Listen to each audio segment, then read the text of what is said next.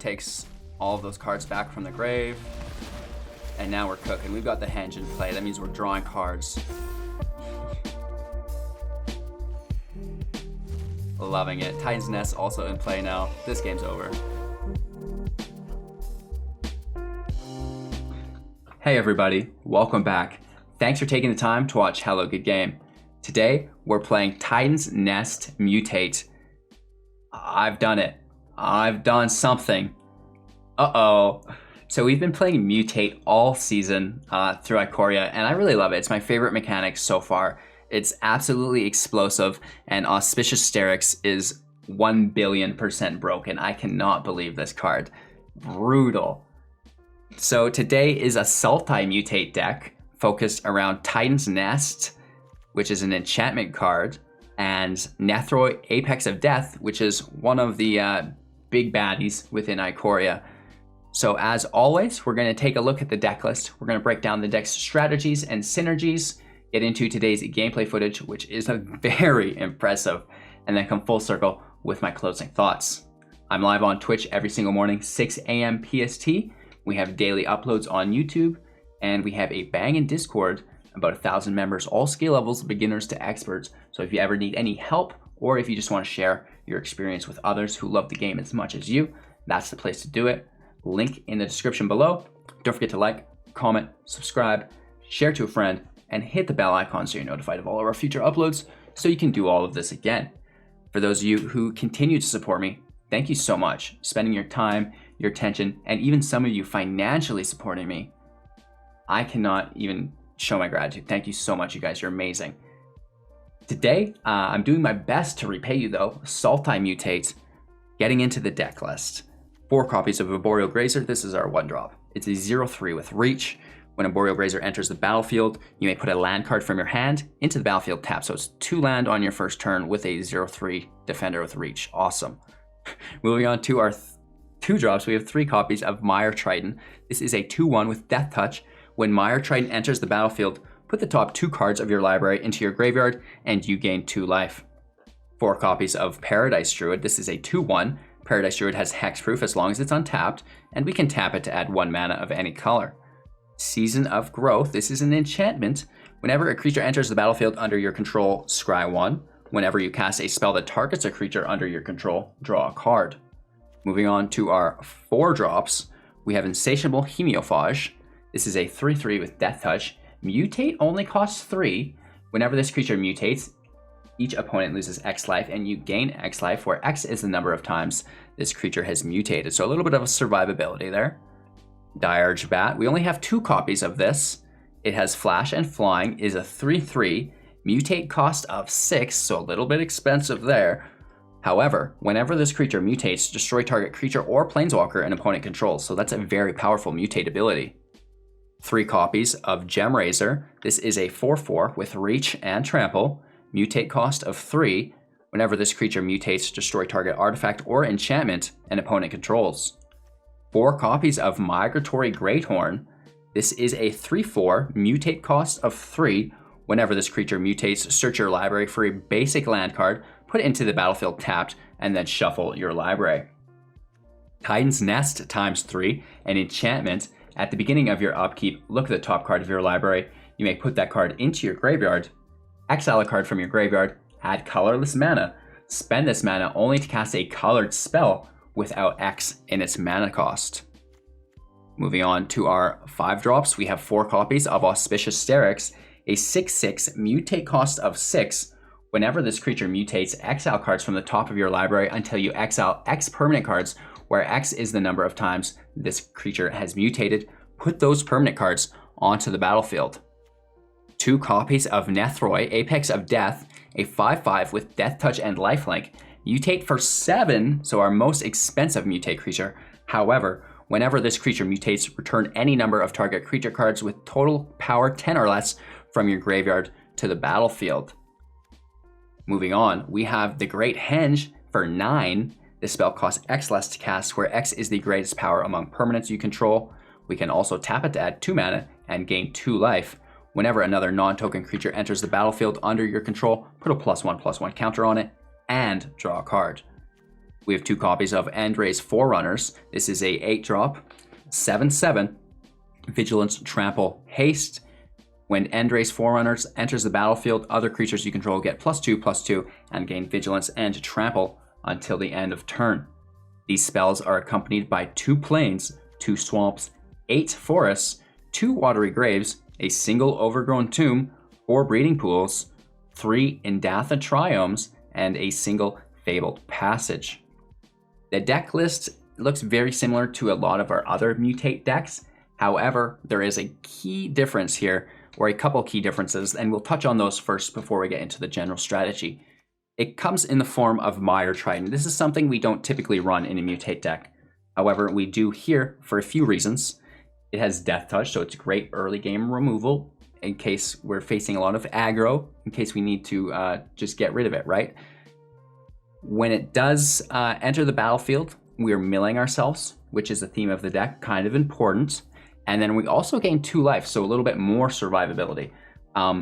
Also, it makes a mutate target if you don't have any, because you don't always have an Aboreal Grazer, you don't always have a Paradise Druid, but with the addition of the Mire Triton, you should always almost have a creature to mutate onto. So this is new, and it has very high synergy with Titan's Nest. At the beginning of your upkeep, look at the top card of your library. You may put that card into the graveyard. Basically, you always want to be putting the top card of your library into your graveyard unless it's a key component to your current strategy or game plan. So if it's a land and you have enough land, definitely put this into the graveyard, because it also allows us with the second part, exile a card from your graveyard, add a colorless mana, spend this mana to cast on a colored spell without excess mana cost. So every card in our graveyard now becomes a disposable source of mana, which is really, really cool. And we're using all of this mana to mutate our Auspicious Starrix, which regularly would cost 6. However, thanks to our Titan's Nests, we can get this down to just 1. I know Umori reduces the cost of creatures by 1, but Titan's Nest reduces it as far as you can mill. So this is very powerful. The fact that we're able to start mutating our Auspicious Starrix so easily while maintaining so much mana availability will free up other mutates, right? Because our Starrix will hit, and hopefully we have a Seasons of Growth, right? So that's going to cause us to draw, but now we reduce the cost of our Starrix mutate. So instead of tapping all of our mana, we've only tapped a few and got rid of our graveyard. And now we've drawn and have another mutate to play, and it's going to make that cycle of mutating and drawing and free casting from your library a lot quicker and a lot more consistent, which is really, really cool. We also have things like the Great Henge. That's really cool to free cast with the Starrix. And then every time you free cast with your Starrix, you're going to draw from your library into your hand as well. So that's really nice. One of the most frustrating things about a Mutate deck is when your opponent uses a field wipe, because I'm sure you're aware that we want to stack our Mutate onto a Paradise Druid because she is hexproof, making her invulnerable to single target removal, which means they need to use a field wipe. So if they do use a field wipe, that can be frustrating for our fellow Mutate, right? However, thanks to Nethroi, Apex of Death, we can bring a lot of those creatures that were in our Mutate stack that all got wiped as one back to the field to now go wide for blockers, right? Or just that nice aggro attack, because if he used a field wipe, he doesn't have creatures on the field either. So whenever this creature mutates, return any number of target creature cards with total power 10 or less from your graveyard to the battlefield. This seems like a tough feat for 7. However, if we already had a Mutate stack in play that included something like Migratory Greathorn, and then we were ramping with it every turn, and then he wiped our huge field, we should have enough land to easily at least play him for 5 and top deck a Mutate on top of him, or play something like an Aboreal Grazer for 1 and then mutate this on top. Keep in mind, a field wipe will not destroy our Titan's Nest, and it will push cards to our graveyard. So anything that is not a creature, I like to exile with Titan's Nest first. We can get things like our Seasons of Growth in there accidentally. We can get land in there accidentally. We can get even the Great Henge in there accidentally, or others Titan's Nests. Always exile non-creature cards with your Titan's Nest first, because you want to have the opportunity to bring them back with your Apex of Death later. Because if you're milling your creature cards and then you're exiling your creature cards with Titan's Nest, then your Nethroi is basically useless. So that's just something to remember to do as a priority, to get rid of your non-creature cards first with Titan's Nest. That's basically it. That's everything that's new to the deck. So if you're familiar with our other Mutate decks, you're totally up to speed. You can go smash people. If you're not, Aboreal Grazer is a double land. In Mutate decks, we really want to ramp and get ahead of our opponents. The Grazer also makes a great Mutate target because our ideal play is Migratory Greathorn on turn 3. Whenever this creature mutates, search your library for a basic land card, put it into the battlefield, tap, then shuffle your library. We could even potentially do this turn 2 if we have a Aboreal Grazer and no Paradise Druid. I always like to push the Paradise Druid first and then start my mutates on the Druid next turn. However, if you don't have the Druid, don't wait for it. Just put your Migratory Greathorn on your Grazer on turn 2, which is going to be absolutely insane for the rest of the game because he immediately becomes a 3/4 with haste because your Grazer is now the creature, but your Grazer became the 3/4, so it just got a huge buff.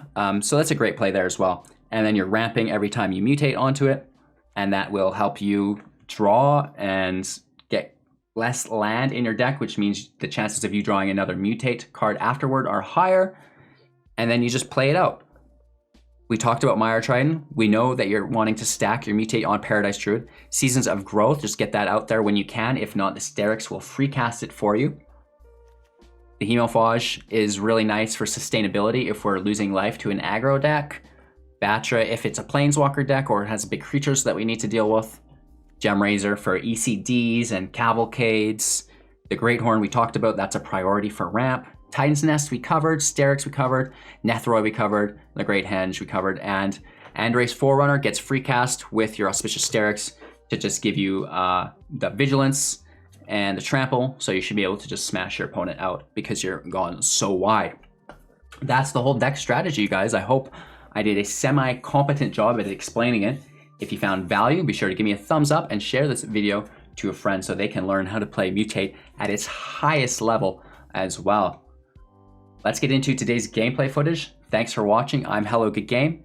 Make sure to watch to the end because we do have some exciting closing thoughts, and I just know you're going to enjoy today's footage. So thanks for watching. Take care. I'm live on Twitch every single morning, 6 a.m. PST. I'd appreciate your company. Daily uploads on YouTube. Don't forget to like, comment, subscribe. Hit that bell icon so you can repeat the process. I feel like I'm a broken leopard. A broken leopard? A broken record. Did I already do this?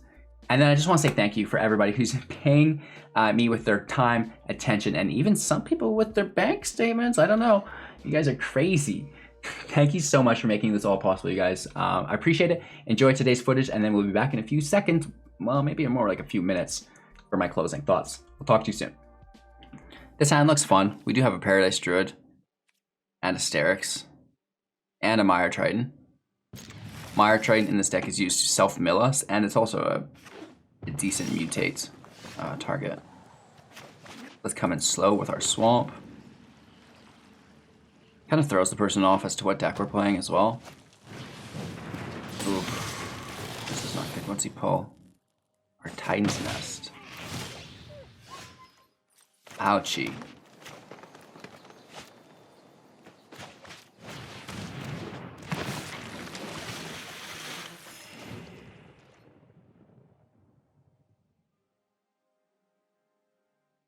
He needs to remove the Triton.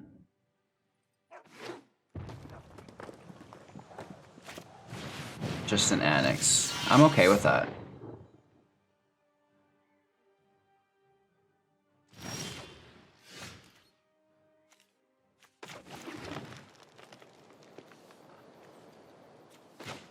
You think he's gonna appreciate this?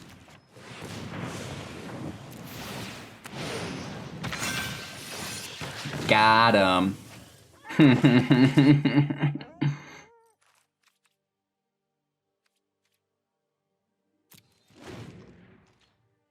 4/4 with Deathtouch, Reach, and Trample. Okay.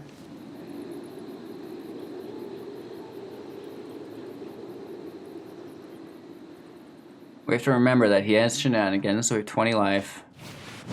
Ooh, Everquill Phoenix on the token? What's the mutate cost on this? 4 and the creature's 4, so it doesn't really... It gives it haste, I guess. No blocks, though. I actually really like that. Putting it on a token and then you get the feather. That makes the deck make sense.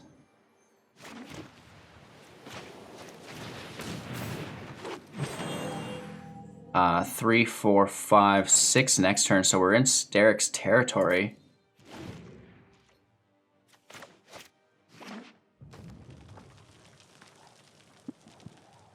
Down to 3 cards, which is good.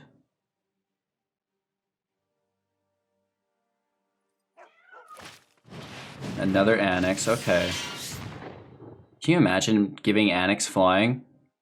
Gives me the heebie-jeebies just thinking about it. No blocks here either. Let's just take it. Light up the stage is good for him. Another light up the stage. Just stringing those together. Gets a shock, that's helpful.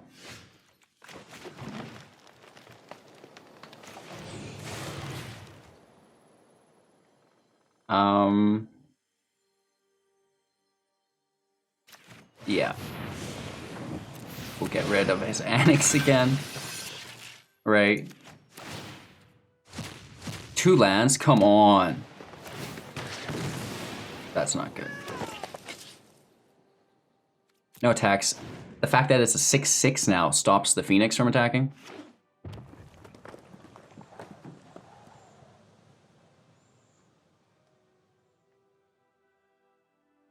I mean, we are down to 12. It's not a good position, especially when we just hold land with our Starrix. Ugh.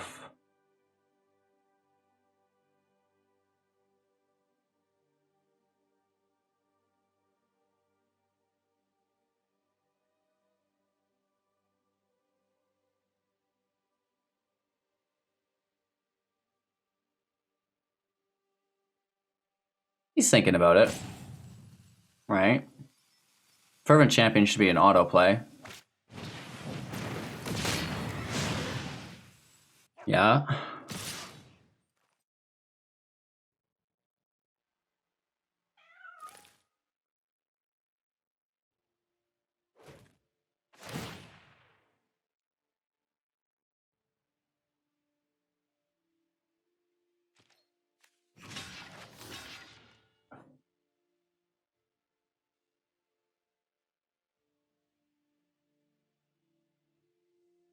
One, 2, 3, 7, 8, 9.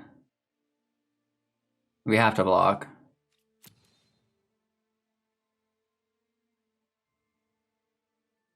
He needs another shock in hand. No way. No way.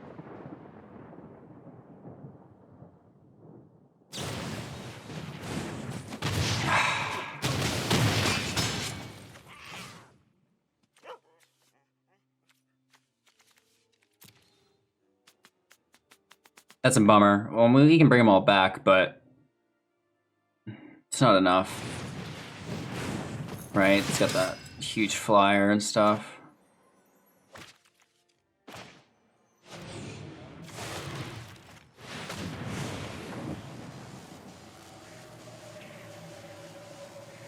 I'm not sure why it tapped it. Oh, we don't have 2 swamps. Bummer.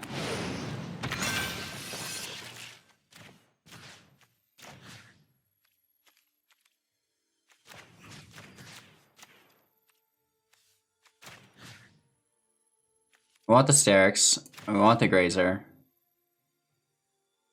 We want the Mire Triton.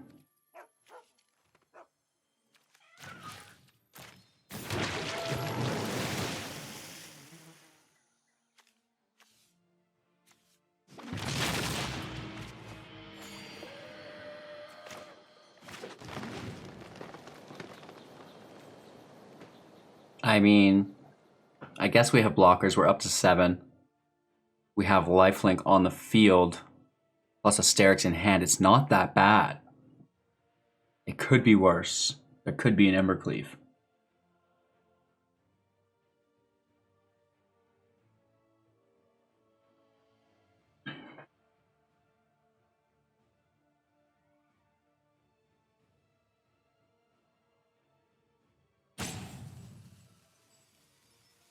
Getting to showcase Nethroi's power here, right? Our opponent went from winning the game to now being in a very tough position.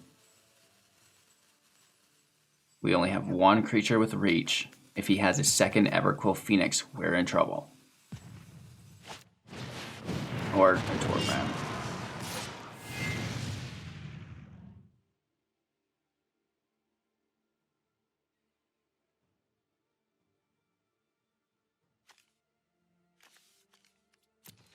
We're going to mutate on Nethroi again.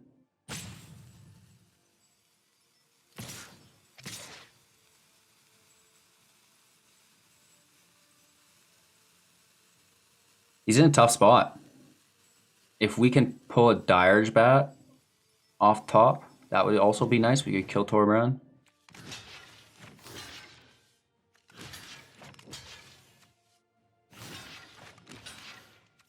Mire Triton can go to our graveyard because when we bring it back, it'll give us more life. So that's helpful as well. It's not an Embercleave. He doesn't have enough. Okay.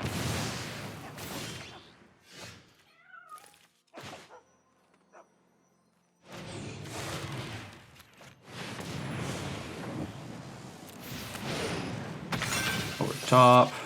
And then Triton. Grazer, Gemrazer. Oh, we can do them all. That's perfect. And just tapped. Right, we gain some more life. Do a little self-mill. Play another blocker. And I think we need to start hitting. Right? Like, what other choice do we have?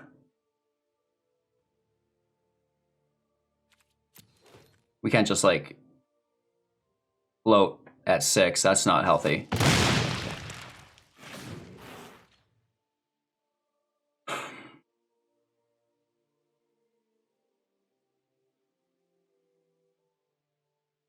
As long as there's no Embercleave. Right? Land. We have enough blockers. Don't you dare.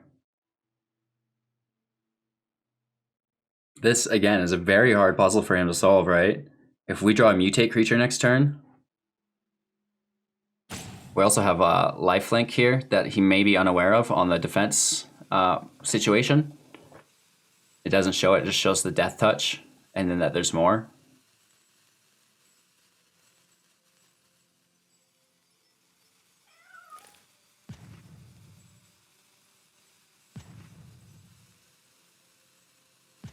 Hey, he's just like, what happened? Right? Yeah, we need a Hemophage off the top to gain some life. 2 damage to any target. And it equals 4 damage to any target. Oh my lord. That's not good. Nice. I don't think... Oh no, because it'll do extra.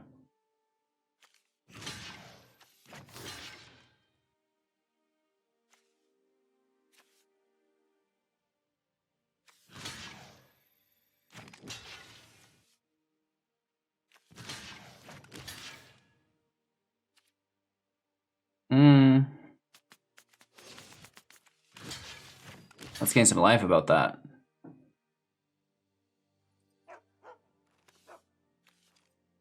Right, those are all blocked. I think we got 1 double block somehow. That's our bad. So we won't get life gain. Because the Greathorn's blocking it. He needs to attack the Greathorn first. Oops. Oops. We missed out on 6 life here. That's heartbreaking.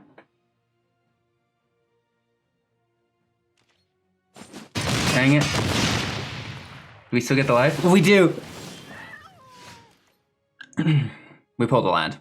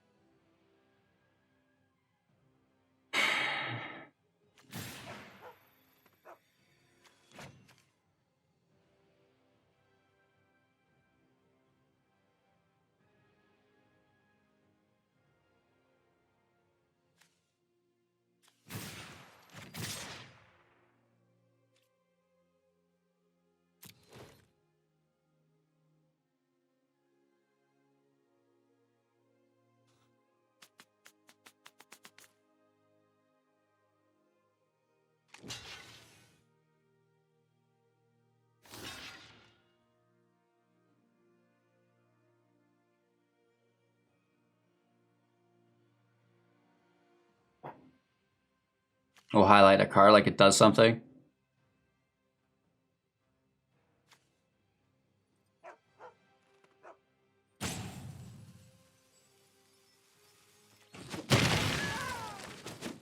Oh, the first strike. I never thought of that. You aren't half bad. As long as he landed and we can mutate. Right? So he needs to have pulled the land and we need to mutate. Oh no, it's an Annex. Nice top deck, bro.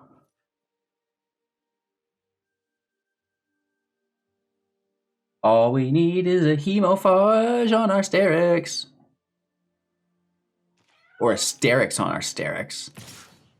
Stop it!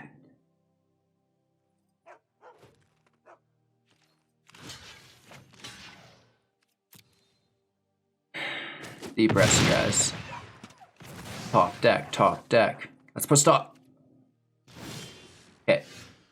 Spend our karma coins, right? We've been collecting them.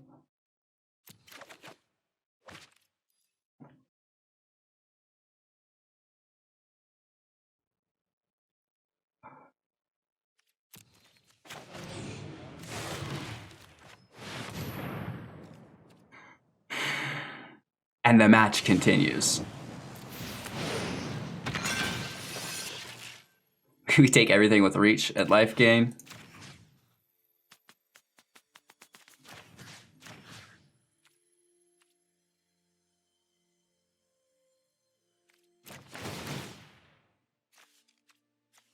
So Nethroi takes all of those cards back from the grave.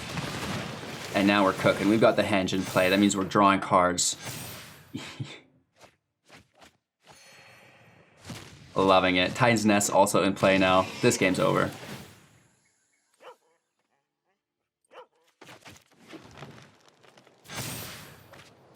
And we pull a Hemophage that we can play.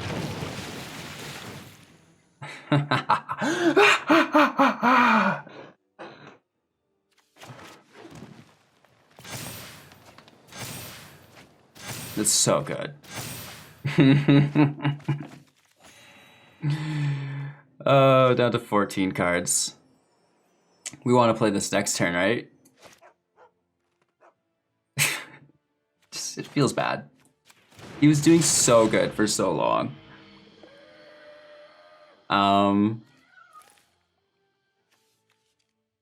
don't want to mill ourselves too much.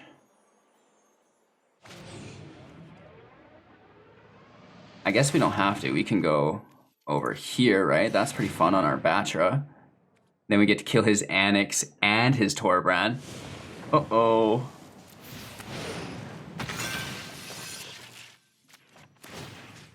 Sorry, Annex. Sorry, Torbrand.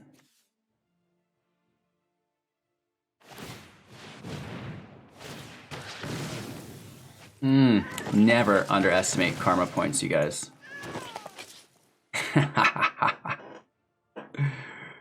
Oh man, I want to go harder, but I don't want to mill myself.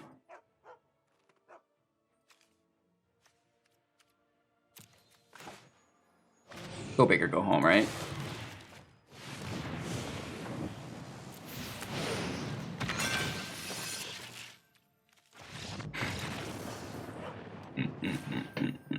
That's too much, you guys. Whoa. Okay, this hand actually looks all right. We have a Grazer, which is cool. We have self-mill and we have a mutate. Just looking for our Titan's Nest.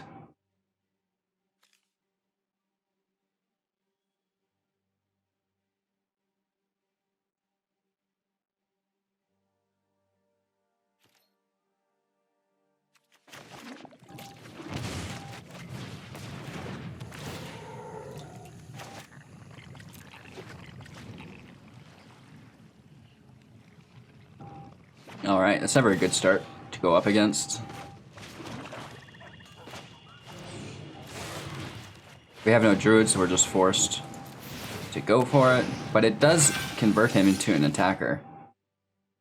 We need planes here for our Nethroi. That brings back a bunch of cards with power 10 or less.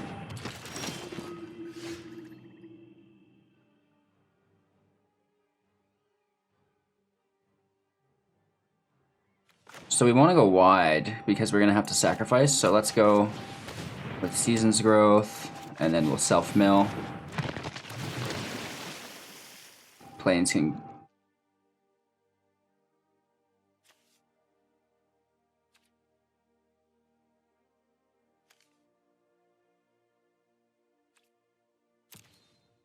I don't know, maybe let's just leave the land there.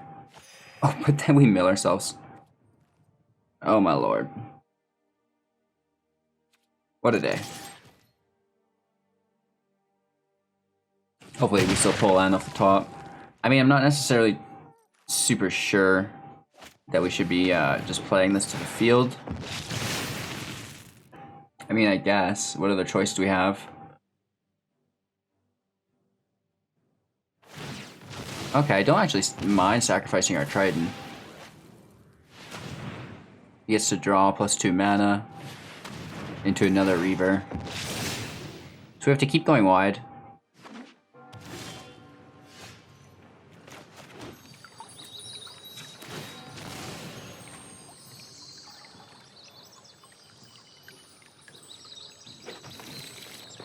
If we mutate, we draw. If we don't, we get to keep our creature.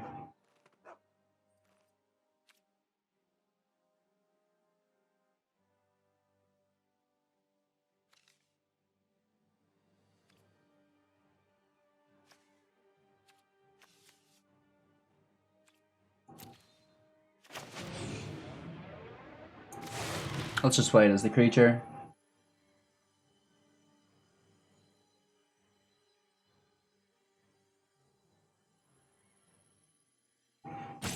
So, actually we're canceling that. Playing it as the creature.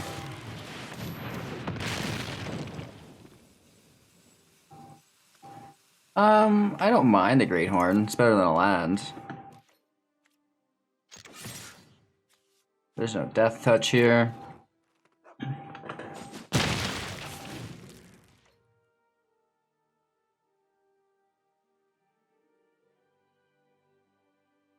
So unless he's got removal and then he does the sack, we're gonna be okay. We just keep playing Chump Sacrifice, I guess. He's up to 5 mana into a Woe Strider.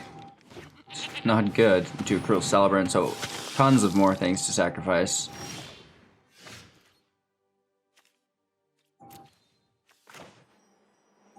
One, 2, 3, 4, 5. I mean, we're gonna play it as the creature, and then we can sacrifice our Greathorn, mutate on to our Nethroi to bring everything back, right? I doubt that he double blocks, right? Just like He does do it, so that's a bummer.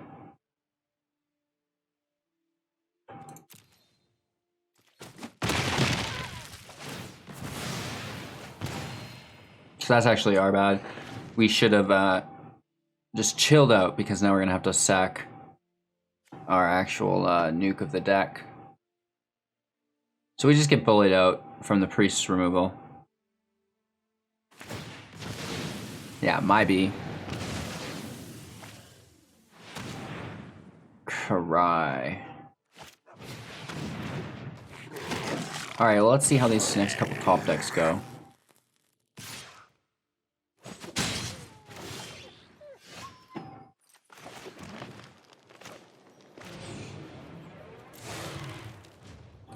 Basically hold it in our hand so we don't have to sacrifice it. Good game. This has gone downhill quite quickly.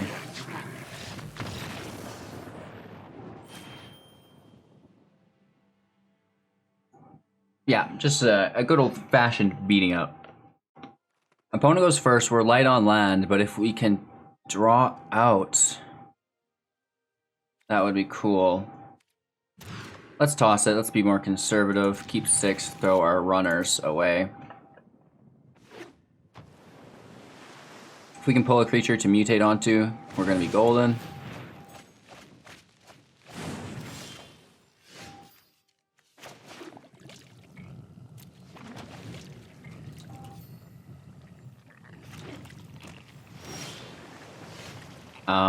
Water Grave can go in because we have no play for 2. Just trying to reply to this message.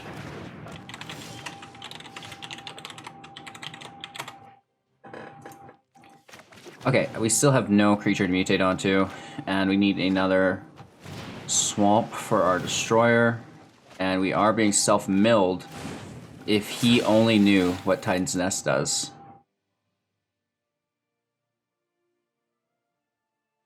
He's reading it though. And we just pull another one off the top. That's so good.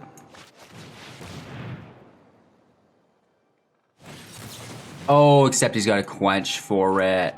And he gets our 3rd one. Okay, okay, okay.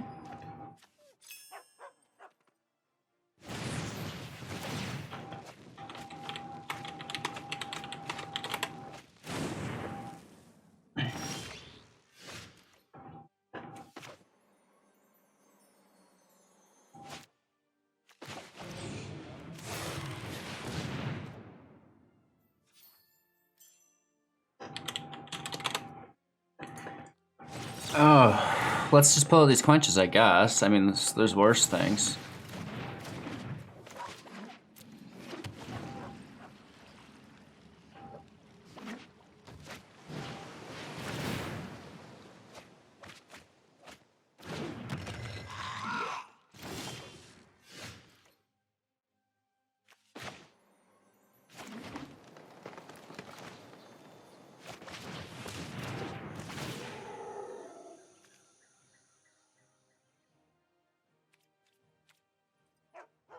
We have nothing to do for 5. We kind of need a turn off. And these Starrixes won't really help us.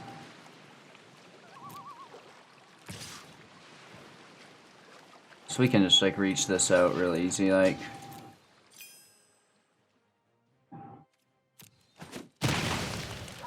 Easy peasy. We'll flash our Batra in. Oh, the Quench Town. That's what's happening. Don't you dare. Don't you treat me like this.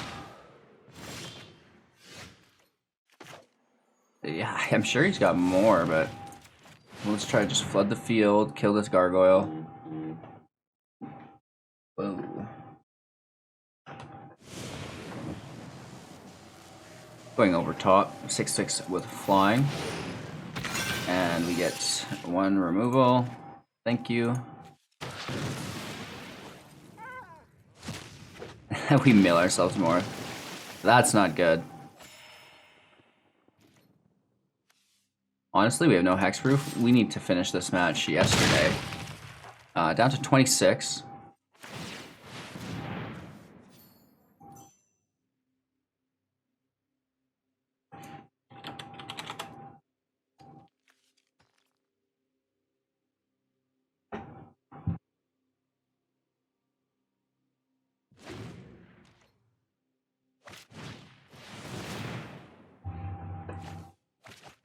Oh, he gets our Great Henge.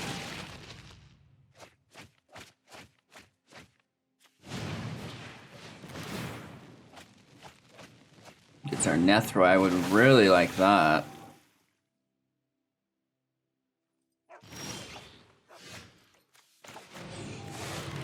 Let's just keep doing the do. Right? It either works or it doesn't.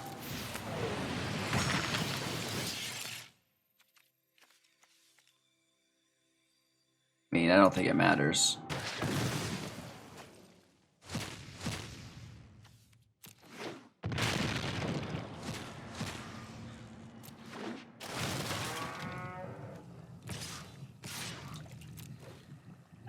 Triton has Deathtouch. So we have lethal next turn. We have 13 cards. Can he mill us by 13 here? I mean, the blocker helps. If he can put out straight blockers, that's fire. Now it's a 7. This is worrisome. He played 1 card and milled us by like 6. No, doesn't get it. Probably gonna keep this. We'll play slow. We have 2 Druids and a Triton to mill into a Starrix.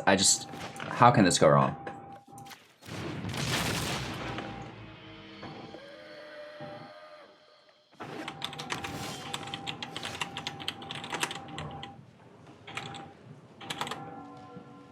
So we pull a 3rd land as well, which is always helpful.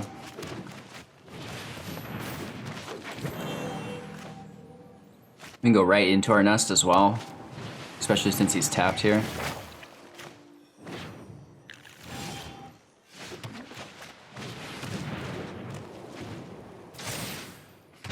Everybody reads Titan's Nest. They're like, what does this card actually do? I've ignored it for so long, and now it's being played against me. Unacceptable.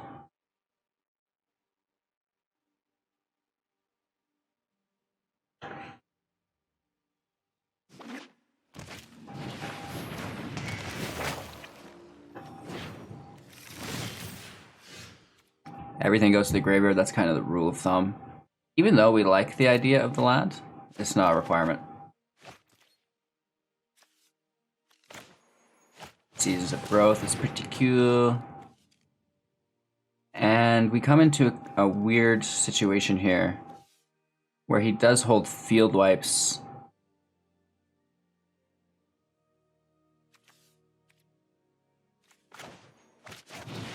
Let's fill our graveyard here. So we're gonna put this to the bottom because we really like it, and then we're gonna mill some other stuff. Oh, we mill one anyways.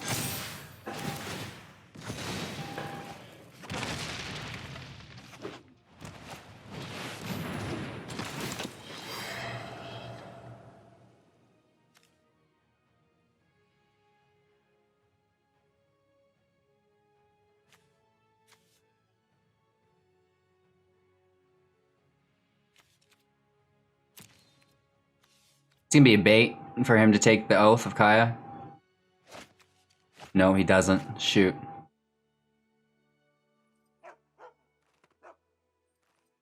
Okay, so this is gonna get weird. Everything goes to the grave. And we have a little bit of leeway now. We could just go with the Starrix immediately. I think that's what we'll do. And just flood out that way. 1, 2, 3, 4.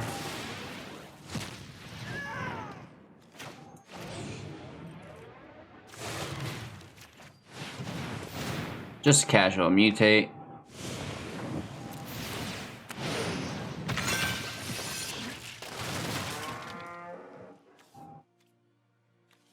To be honest, we will need more land. We just used all of our graveyard. I'm not really in a position that I want to attack with it. I just want to flood out with the Starrix. Force him into a shatter, I guess, or something.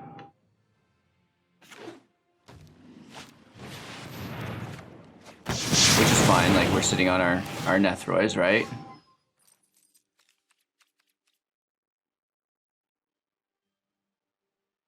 Graveyard. Well, 5. But we have stuff in our grave, so yeah, always to the grave.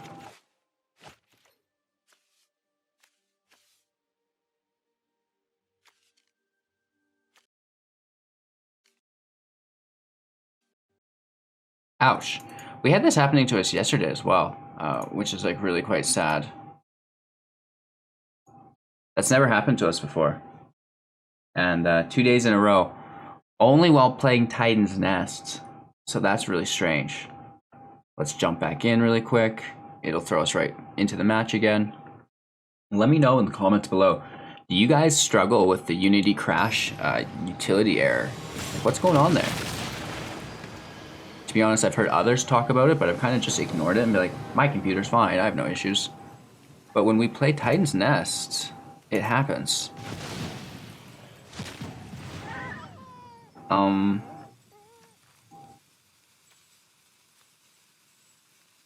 Cancel, what are we doing? We're playing our Druid like that. Right. Hemophage can stay. We have plenty of life, so let's not worry about that. And let's try to go wide. Can we mutate onto this? We can drop by 4, and we have 3. And there's 4 here. Oh my lord.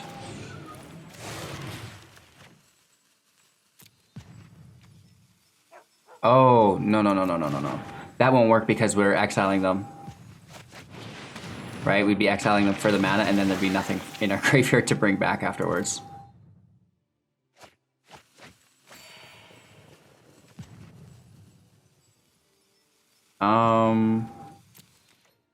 Let's just take it easy for a turn. We have 6 in the grave.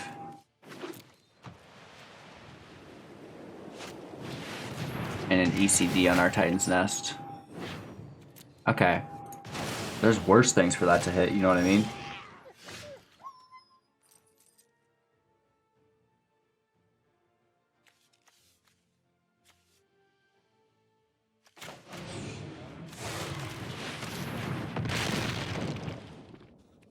Land can stay at this point. We're a little low.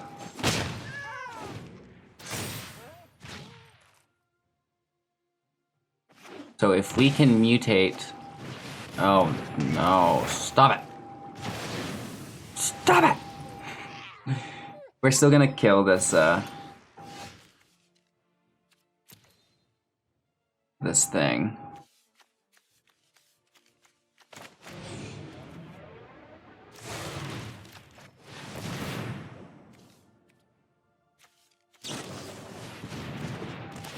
Plays his Omen, that's fine.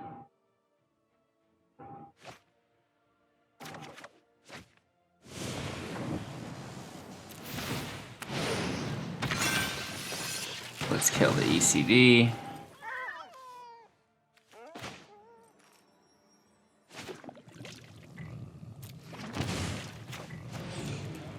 Let's just go crazy about it.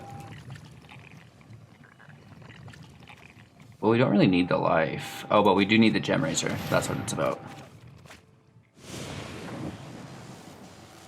So it's tapped, so he could easily deal with it, which would suck for us, but I just want rid of this ECD. Right, worst case for me, I'm thinking Doom Foretold or an Atris. Just another Shatter, of course. Of course. Into its fairy bounce on our season. Or on his Omen, interesting. That might be better, actually.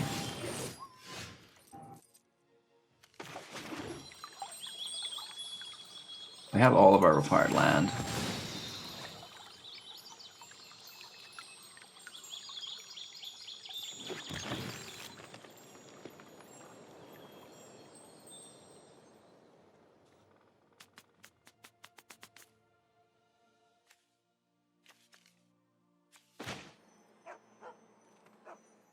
Right? It's like, what's in that hand?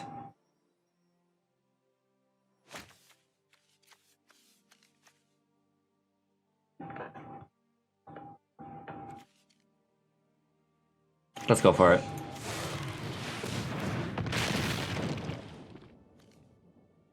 Grazer can go to the bottom. 3 cards. He could draw to 4. Don't worry, I got this. No way. Get out of here. Okay, he's trying to draw. Scry 2 plus draw, so potential of 3 deep.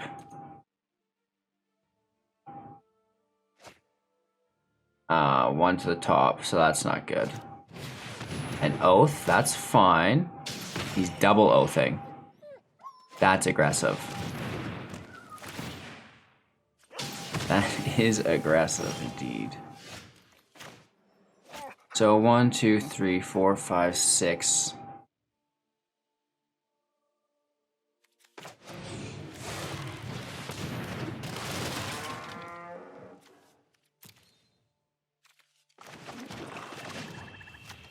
Let's cycle the land out. Okay, I don't mind the Dirge Bat so much. I mean, we still have a lot of work to do is the thing. Right? And we don't want to mutate too hard because of the Doom Foretold. We don't want to sack our mutate stack.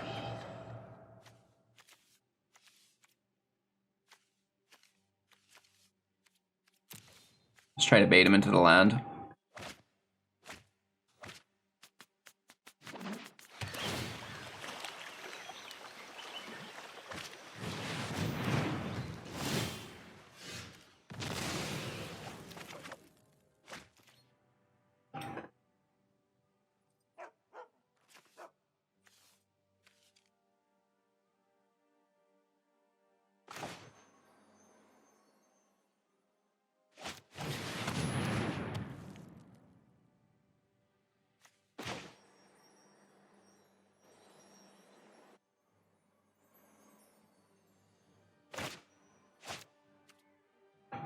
It actually cost more mana than we thought it would.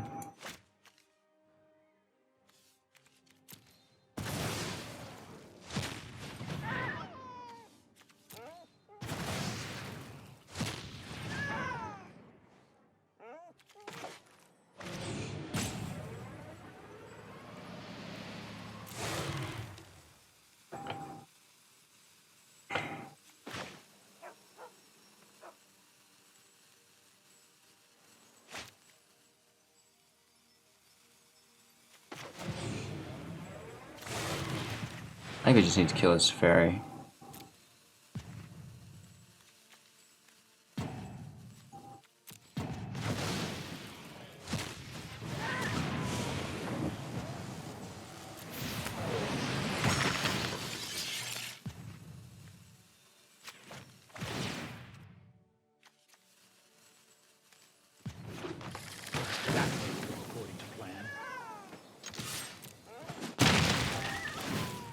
I mean, this Doom Foretold is not nice, right?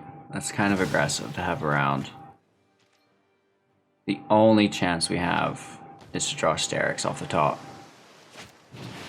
Never mind. That's gonna be game. We're completely locked out. I've got it. We'd sack both creatures.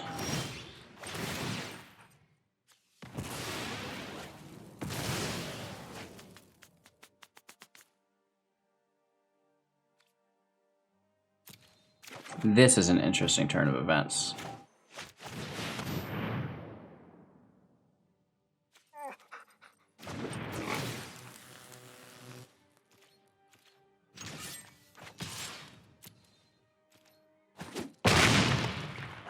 Only time will tell. And then now he has to sack his Omen and Atris.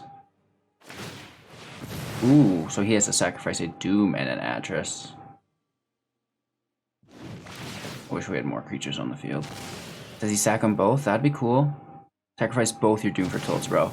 Nice! Does he just have spot removal?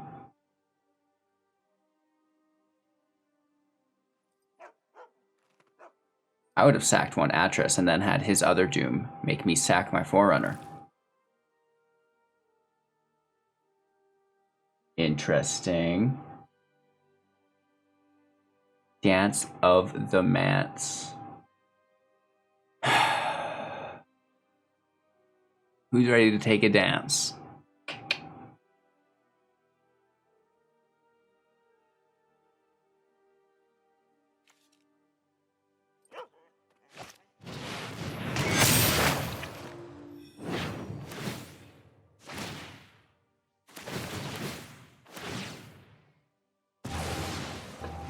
Well, this makes me sad.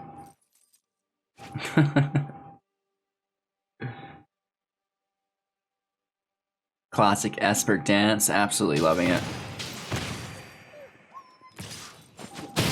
Too bad they don't have haste.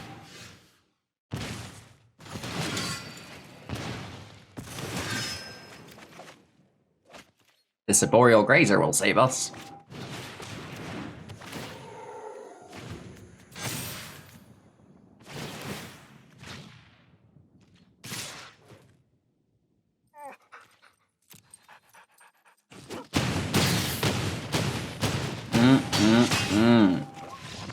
That's tasty.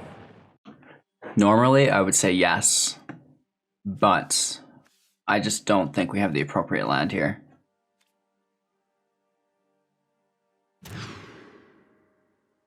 This looks better. We can toss our Nethroi.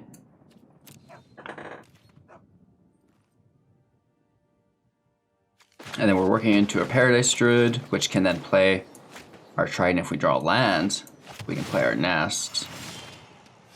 Ooh, and then a Starrix, that's great, because we want to use our Titan's Nest to trim Starrix. Ouch, so we do need a land here though, is the thing. Let's just do a little mill. Right, the 2/2 Deathtouch is not necessarily a bad thing. Okay, Paradise Druid and then a Titan's Nest. Could be worse. Our Druid is tapped though. Right, we had to use the swamp.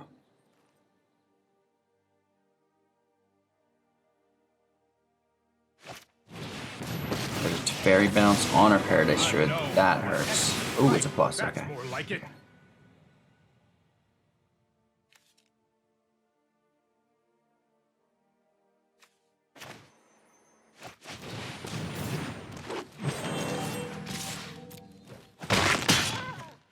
That didn't pan out. Down to 1, still on the field. So he could easily just hit it with a plus and then instant speed shatter. Might be a bad idea.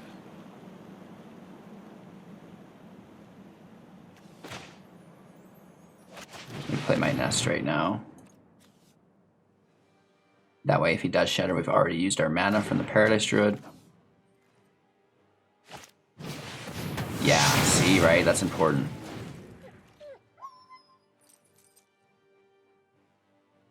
I mean, it's very bad. We have 5 in the grave. So, 7 mana available total. The Forerunner won't work because we only have 1 forest, but I've got time. if we could... No, not even that would work.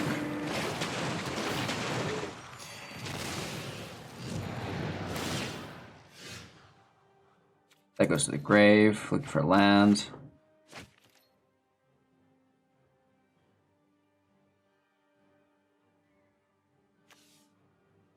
And then we could get beaten up pretty bad.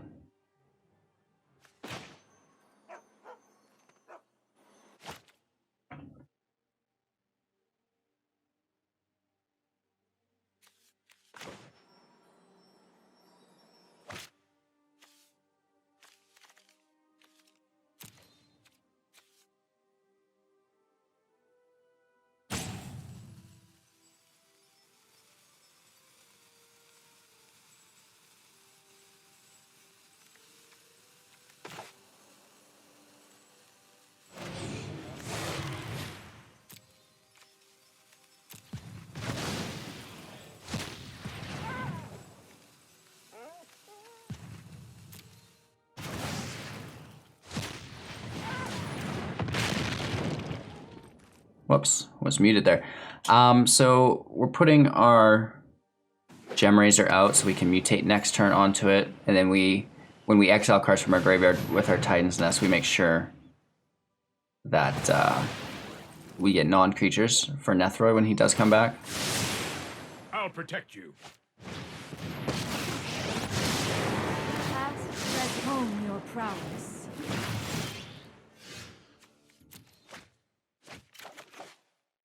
Okay, we find a land, so that's nice. And we have 5 in the grave. 5, 6, 7, 8 total. That doesn't really work. I guess let's just play this as a creature, force the Teferi bounce. And, yeah, a bit of a bummer. I think our opponent's running away with this. And we get the Crash utility again. Every time when we start using Titan's Nest, there's definitely something going on there.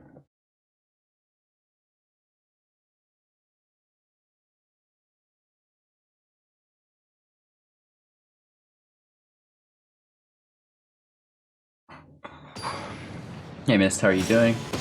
We are live on Twitch every morning, 6 a.m. PST, at the very latest. At the very earliest, like 4 a.m. PST.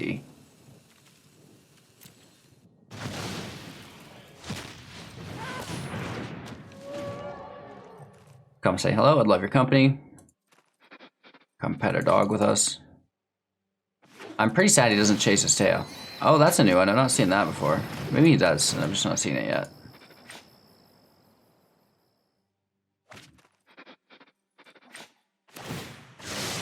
Just the trick for this. I mean, worst case scenario, he removes it with the fairy. Kind of feels like an ECD moment, though.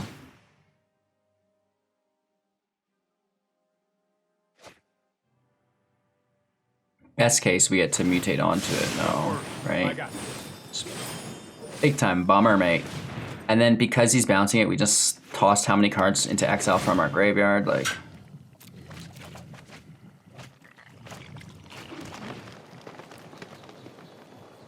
I kind of want to.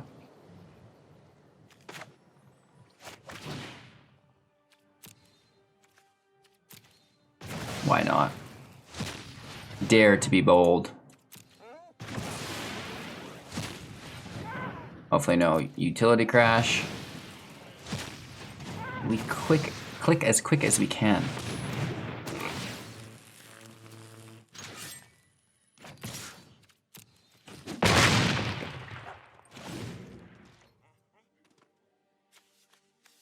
He can play Zioron, which sucks, I guess.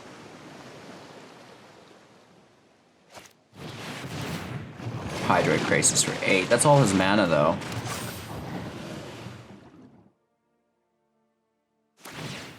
We could potentially go 6 if we go graveyard and then pull a land. No. No.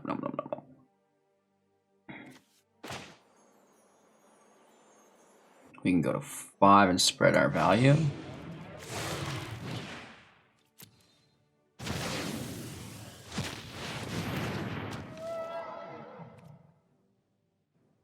No attack, sadly. That 8/8 outpaces us nicely.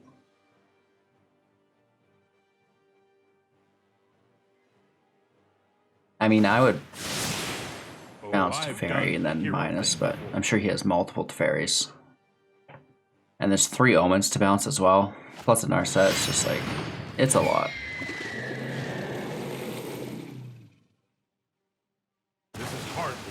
He does decide to bounce and give me my creature back because he's going to take the Starrix.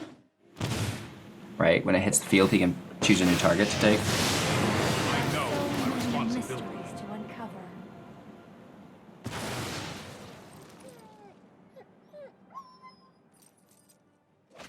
Which is fine. He just gave us a Gemrazer back, which can destroy, like the Banishing Light, for example. So if we can pull a Swamp, that'll be ideal.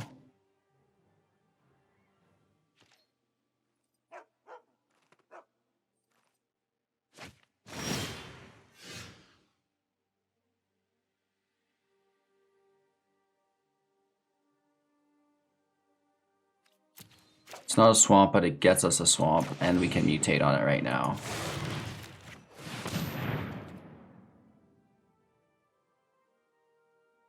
As long as there's no Brazen Borrower, or it's just a Sinister Sabotage. Big ouchie.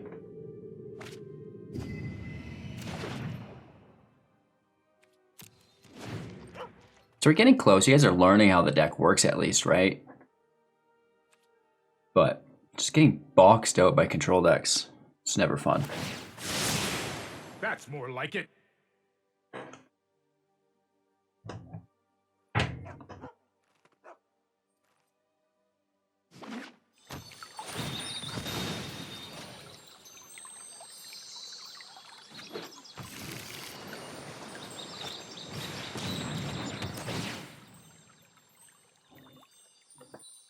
More omens.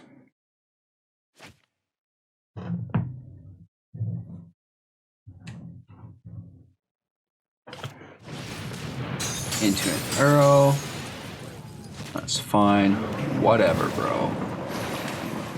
We're getting so smashed.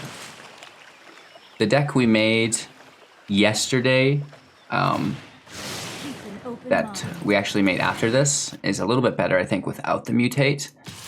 But I just cannot get enough of Auspicious Starrix. I am addicted to the Starrix. No blockers. I'm not really actually worried about 4 damage. I'm worried about that Teferi bounce. Stuff like this. Hey, that's the right land. Does he have a counter spell? He did last turn. You know what I mean?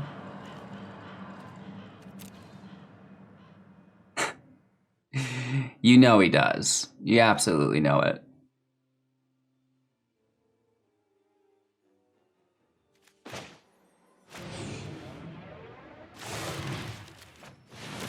Let's try it out. Really?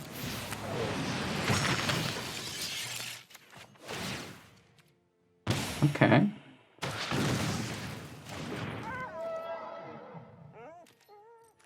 I won't say I'm not interested.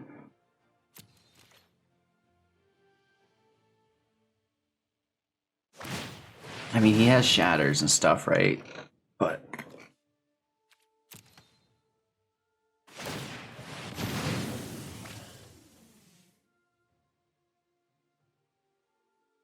we've been using our Titan's Nest just obsessively this match, so we don't really have much for our Nethroi to bring. Normally we have a little more, I think.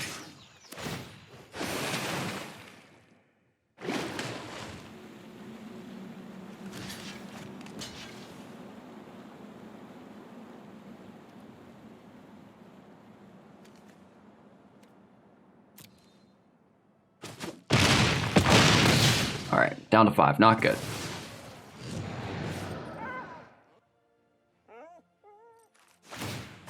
Here we go. Pounces his Yorion.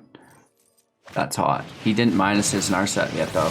They missed out on that. Show remorse. I'll show restraint. No, I am not making this up as I go. All right.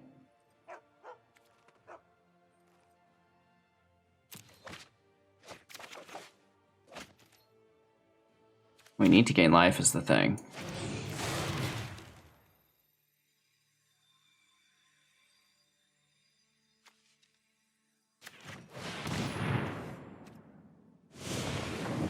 So we only get 1 permanent, sadly.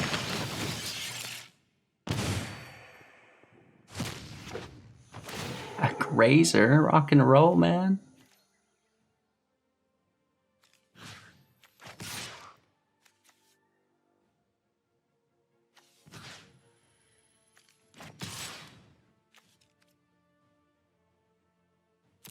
Grazer actually has reach. That might not be. Oh. Nice.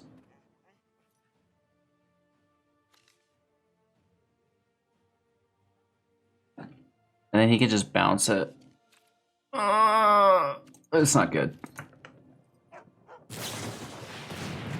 Getting completely dominated by this Bate control deck.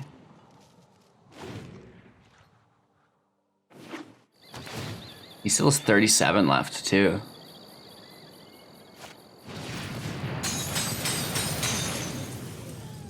Uro back in play.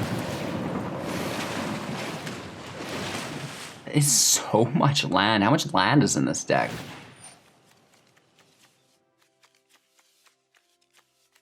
He's 18 land in the field. I'll protect you. That's incredible, right? We're sitting on, what, 5? Woof. Such violence is upsetting. Shark Typhoon, that's respectable play. Does that trigger Shark Typhoon? That would be so cool if it did. Pick one.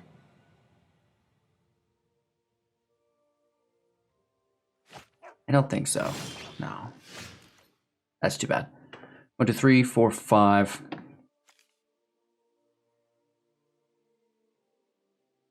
It's like, what doesn't he have, though?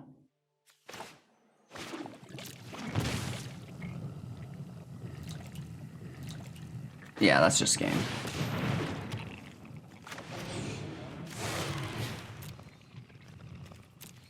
We'll play it out, though. Why not? Just, proof of concept of Titan's Nest. I think this is a playable card. I mean, maybe not in a world of fairies, but you know, in a normal, sane world, I think it's totally fine.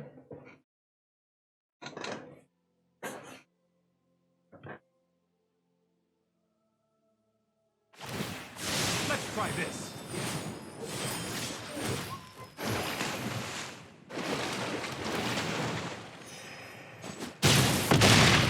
Big ouchie. That's gonna be game though, finally. Woof. Finally, a good hand. Missing our Grazer, but you know, we'll get there. End-Razer could also not really be there. End-Razer? End-Raze. It's funny, we've got Gemrazer, Grazer, and End-Raze. It's like very common, like it's like someone just typed in Raze and all those cards can go in. Mono red, that's not fun.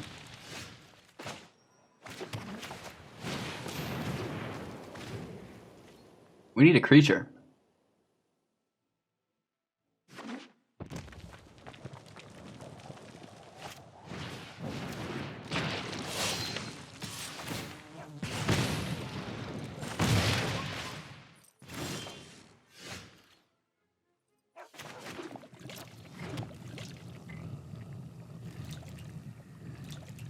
We'll probably just play our Razor first. It's a 4/4, the strongest, right?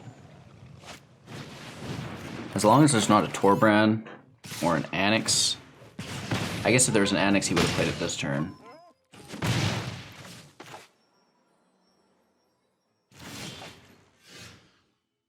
Of course we do.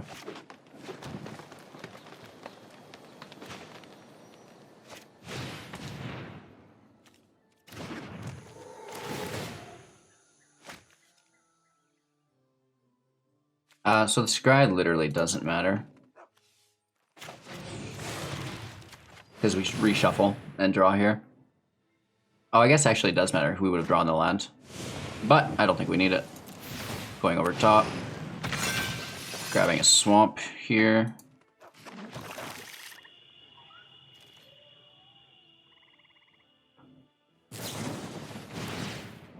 He's shocking up top.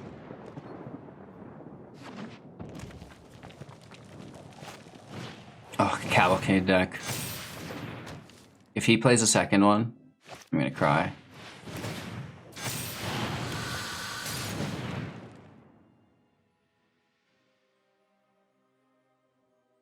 So we do have kills on whatever, right? We're at 13, he doesn't even attack.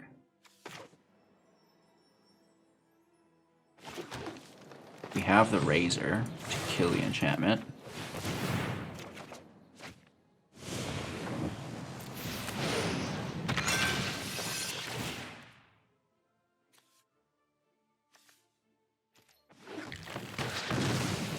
Oh, I guess we need a second swamp.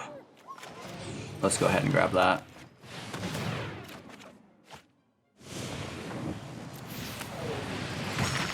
So we have a pretty sick mutate stack.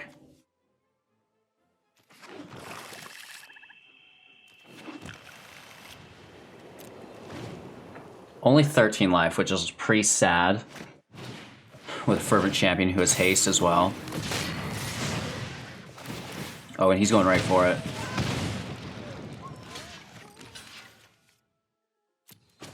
That's alright, we're gonna have mass blocks next turn. Oof, down to 3 though.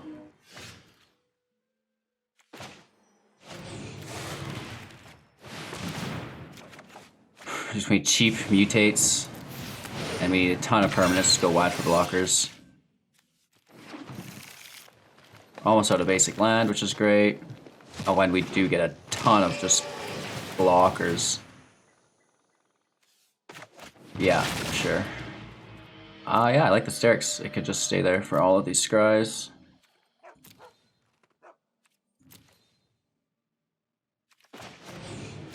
And we're gonna do that all over again.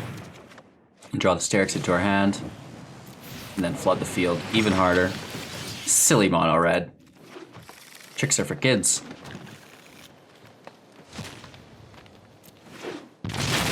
Titan's Nest as well. Oh yeah. Oh yeah. Alright, Titan's Nest Mutate is actually good. This is probably my favorite Mutate deck yet. Normally my Mutate decks were a little vanilla. We got a little bit spicier with Gruul. But this 4-color Mutate deck is absolutely insane. I believe this is a witch deck when you use white, black, green, and blue without red. That's what you want to call that if you're interested. This is a witch mutate deck. It's banging. It's great. I had a lot of fun. That first match that we played just got me going for the day. If you guys have any questions about the deck, be sure to join our Discord. We have a whole community of people that would be happy to help you. Beginners to experts, great place to get any help, any advice, right? Solve your problems. Or if you just want to maybe share your experiences with the game that we all love, it's a great place to do so. We also have a ton of competitions and giveaways in there. We do monthly free-to-enter tournaments with cash prizes, both Brawl and Artisan. So really trying to support the free-to-play community. And if you are a free-to-play individual and this looks a little bit spicy for you, check out our Beginner's Handbook, link in the description below. And we have literally a ton of free-to-play decks that I've made with upgrade guides, right? So you can take a deck that has 0 rares, 0 mythics, learn how to play it, and then follow my upgrade guide to start lacing in those mythics and rares to make the deck a little bit more competitive, a little bit more consistent. And as always, I recommend buying the rare lands first, right? That's gonna make things the most easiest. Again, you guys, thanks for watching. I find it absolutely incredible that you guys feel the need to continue to pay me with your time and attention. Thank you so much. Those of you who support the channel financially as well.